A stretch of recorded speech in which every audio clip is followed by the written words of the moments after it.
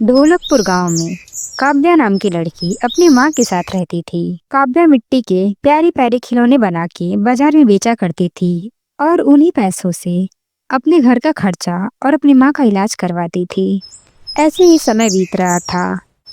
कुछ समय बाद बारिश का मौसम आ जाता है और कई दिनों तक बारिश बंद नहीं होती है।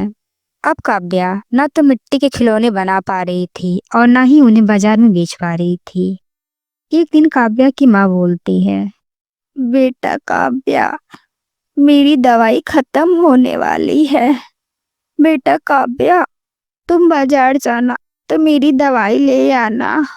ठीक है माँ, मैं बाजार जाऊंगी तो आपकी दवाई ले आऊंगी।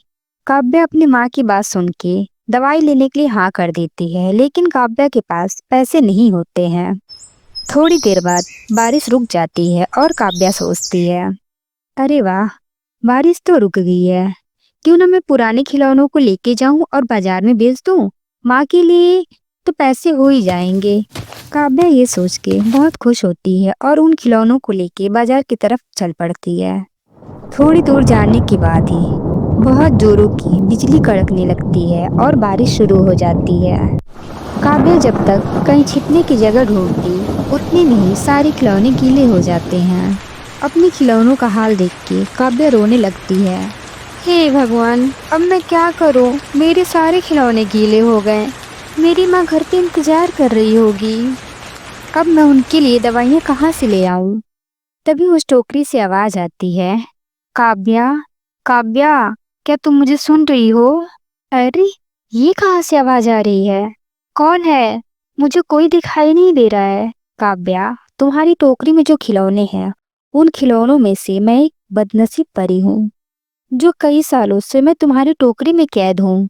नहीं नहीं, आज के समय में परियां वरियां कहाँ होती हैं? ये तो पहले के जमाने में कहानियों में होती थी। मेरा विश्वास करो काव्या, मैं तुम्हारे खिलौनों में से ही एक हूँ। जब तुम परी हो तो तुम्हें परी लोक में रहना चाहिए। तुम मेरी टोकरी में क्या कर रही हो? मैं तुम्हें अपनी कहानी बताती हूँ। हम तीन बहनें परी लोक से पृथ्वी लोक घूमने आए थे और जिस तालाब से तुम खिलौनों के लिए मिट्टी निकालने जाती हो, उसी तालाब को देख के हमें नहाने का मन हुआ। फिर हम तीनों बहनें अपनी छड़ियां रख के उस तालाब में नहाने के लिए चले गए। तभी एक दुष्ट जादूगर आया और हमारी छड़ी को चुरा लिया। तीन परियों की जादुई छड़ियां, अब मैं करूंगा इनका इस्तेमाल बढ़िया। दुष्ट जादूगर, तुम हमारी छड़ियां वापस कर दो, नहीं तो इसका अंजाम अच्छा नहीं होगा। अंजाम की चिंता तुम मत करो, मुझे सब पता है। तुम परियों की शक्ति इन छड़ियों में होती है। हा हा हा हा। ये लो, मैं तुम्हें एक मिट्टी का खिलौना बना देता हूँ। इतना कहते ही जादूगर ने अपनी शक्तियों से रानी परी को मिट्टी का खिलौना बना देता है। फिर देखते ही सोन परी बोलती है, दुष्ट जादूगर, तूने मेरी बहन को मिट्टी का खिलौना बना दिया। मैं तुम्हें छोड़ूंगी नहीं। तुम मेरा कुछ नहीं बिगाड़ सकती हो। तुम्हारी बहन को तो मैंने मिट्टी का खिलौना बना दिया है, अब मैं तुम्हें घास का खिलौना बना देता हूँ। इतना कहते ही जादूगर ने सोन परी को घास का खिलौना बना दिया। ये देख के लाल परी बोलती है, तुमने मेरी दोनों बहनों के साथ अच्छा नहीं किया, इनका बदला तो मैं तुमसे लेके रहूंगी। अब तू अकेले रह के क्या ही करेगी? जब तेरी दोनों बहनों को मैंने ठिकाने लगा ही दिया है, तो ले या तुझे भी अब मैं पत्थर का खिलौना बना देता हूँ। इतना कह के जादूगर लाल परी को पत्थर का बना देता है और वहां से चला जाता है। रानी परी काव्या को अपनी सारी दुख भरी कहानी सुनाती है और काव्या से कहती है, काव्या, क्या तुम मेरी मदद करोगी? वो तो ठीक है, लेकिन तुम मेरी टोकरी में कैसे आई? काव्या, तुम याद करो, एक बार तुम तालाब से मिट्टी लेने आई थी और तुमने मिट्टी के साथ अपनी टोकरी में मुझे भी रख लिया। और काव्या को सारी बातें याद आ जाती हैं। लेकिन परी दीदी, आप लोग तीन परियां होके उस जादूगर का कुछ नहीं बिगाड़ पाई, तो मैं एक साधारण सी लड़की क्या ही कर लूंगी उस जादूगर का? काव्या, उस जादूगर ने हमें धोखे से हराया था, क्योंकि हमारी छड़ी हमारे पास नहीं थी। तुम चिंता मत करो काव्या, मैं तुम्हें बताऊंगी कि वो जादूगर कहाँ रहता है और तुम मुझे अपने साथ लेके चलना। काव्या एक अच्छी लड़की थी, इसलिए परी की बात मान जाती है। और परी की मदद करने के लिए तैयार हो जाती है। काव्या उस परी को अपनी टोकरी में रखती है और जंगल की तरफ चल पड़ती है। कुछ दूर चलने के बाद काव्या को एक गुफा दिखाई देता है, जिस गुफा में जादूगर रहता है। काव्या, यही गुफा है जिसमें जादूगर रहता है, तुम अंदर चलो। काव्या गुफा के अंदर जाती है और किस्मत से उस समय जादूगर वहां नहीं रहता है। काव्या मौका पाते ही वहां पे छड़ी ढूंढती है और काव्या को वो तीनों छड़ी मिल भी जाती है। तभी अचानक किसी की आवाज आती है। हा हा हा हा, किसकी शामत आई है? 3 परियों की छड़ी तो मैंने यहीं छुपाई है। तभी ये डरावनी आवाज सुन के काव्या डर जाती है। तभी परी बोलती है, काव्या, इस छड़ी से मुझे जल्दी छुओ। काव्या वैसा ही करती है जैसा परी ने उससे बोला और तभी परी अपने असली रूप में आ जाती है। परी अपने असली रूप में आते ही अपनी छड़ी घुमाती है और जादूगर को अंधा कर देती है। अरे ये क्या हुआ? मुझे कुछ दिखाई क्यों नहीं दे रहा है? परी ये तूने क्या किया? तू इसी के लायक है, तू अब यहीं पे अंधा बन के भटक। इतना कह के परी और काव्या उस गुफा से बाहर निकल जाती हैं।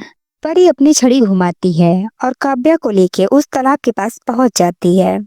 तालाब के पास पहुंचते ही परी अपनी छड़ी घुमाती है और अपनी दोनों बहनों को आजाद कर देती है। इतना सब कुछ होने के बाद काव्या परी से बोलती है, परी दीदी, अब मैं चलती हूँ।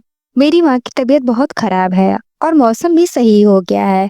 अब मुझे मिट्टी के खिलौने बना के बाजार में बेचने भी हैं और अपनी माँ के लिए मुझे दवाई भी लेनी है। इतना कहने के बाद काव्या वहाँ से जाने लगती है। फिर तीनों परियां आपस में बातें करती हैं और कहती हैं, बहन लाल परी, इस काव्या ने हमारी बहुत मदद की है, जो कि ये खुद दुखी थी, फिर भी इसने हमारे दुख में साथ दिया। हमें इसकी मदद जरूर करनी चाहिए। सोन परी, हमें इसमें सोचने की क्या बात है, हमें काव्या की मदद जरूर करनी चाहिए। फिर उन तीनों परियां काव्या के पास जाती हैं और कहती हैं, काव्या, तुम हमें अपने साथ लेके नहीं चलोगी? क्या तुम हमें अपने माँ से नहीं मिलवाओगी? फिर काव्या तीनों परियों को लेके अपने साथ अपने घर जाती है और वहाँ पे तीनों परियां देखती हैं कि काव्या की माँ की तबीयत बहुत खराब होती है। फिर उनमें से लाल परी कहती है, बहन सोन परी, हमें क्यों ना काव्या की माँ की तबीयत ठीक करनी चाहिए और इनकी घर की स्थिति भी सही करनी चाहिए। लाल परी अपनी छड़ी घुमाती है और काव्या की माँ की तबीयत ठीक कर देती है। फिर सोन परी अपनी छड़ी निकालती है और काव्या के लिए एक आलीशान महल बना देती है।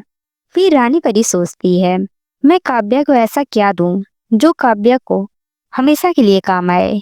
इतना सोचने के बाद रानी परी अपनी जादुई छड़ी घुमाती है और काव्या को जादुई मिट्टी देती है और कहती है, काव्या, इन मिट्टी से तुम अच्छे अच्छे खिलौने बनाना और बाजार में बेचना, लेकिन एक बात और, ये कभी बरसात में गीले नहीं होंगे। ये तुम्हारे बहुत काम की चीज है और ये मिट्टी कभी खत्म नहीं होगी। फिर तीनों परियां वहां से जाने लगती हैं। तभी लाल परी रानी परी से बोलती है, रानी परी, तुमने काव्या को मिट्टी क्यों दी? तुम उसको तो सोना चांदी भी दे सकती थी। हाँ बहन, देने के लिए तो मैं काव्या को सोना चांदी भी दे सकती थी, लेकिन मैंने सोचा काव्या आलसी हो जाती और किसी की मदद भी नहीं करती, इसलिए मैंने उसे जादुई मिट्टी दी ताकि वो मेहनत करे और बाजार में बेचे और दूसरों की मदद भी करे।